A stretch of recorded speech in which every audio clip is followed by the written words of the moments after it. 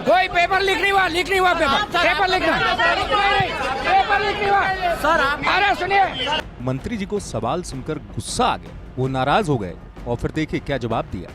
कोई paper leak नहीं हुआ पेपर लीक नहीं हुआ सर। अरे सुनिए, 8:47 पर जो बाहर गया उसको पेपर लीक नहीं माना जाता है। गोपनीयता भंग हुई है।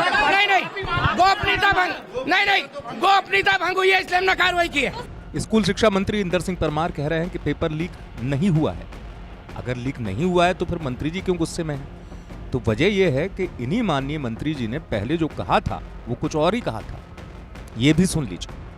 देखिए, जो पहले राउंड में वायरल जो हुआ था, जो आए थे, उनकी हमने जांच करा ली गई है, उसमें कोई सत्यता नहीं पाई गई है। फिर भी हमने भिंड में एक एफआईआर दर्ज की गई है और भोपाल में भी एफआईआर दर्ज की गई है कि ऐसे जो भ्रम फैलाने की कोशिश कर रहे हैं, गलत पेपरों को वायरल करके सही पेपर बताने की कोशिश कर रहे हैं, उनके खिलाफ सख्त कार्रवाई की गई है।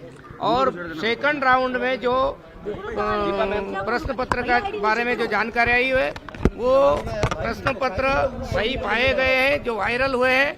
और वो जब थाने से जब प्रश्न पत्र चले हैं और स्कूल तक के पहुंचने के बीच का समय है, और इसलिए हमने केंद्राध्यक्ष जिस सेंटर को चिन्हित किया गया है, 4 ऐसे सेंटर है, उनके हमने 9 लोगों के निलंबन करने का कार्रवाई की गई है। आगे उसकी जो जांच कमेटी हमारी वो पूरी कार्रवाई कर रही है। यदि जरूरत पड़ी तो उसमें और एक एफआईआर करने के हम। आपको बता दें, एमपी में 10वीं और 12वीं कक्षा के पेपर लीक होने का मामला जमकर गर्मा गया है। कांग्रेस लगातार इस मुद्दे पर सरकार को घेर रही है। सूत्रों के हवाले से खबर यह भी है कि सीएम शिवराज ने भी इसको लेकर मंत्री जी से नाराजगी जताई है। इसलिए मंत्री जी कह रहे हैं कि कोई पेपर लीक नहीं हुआ है और दोबारा परीक्षा भी नहीं करवाई जाएगी।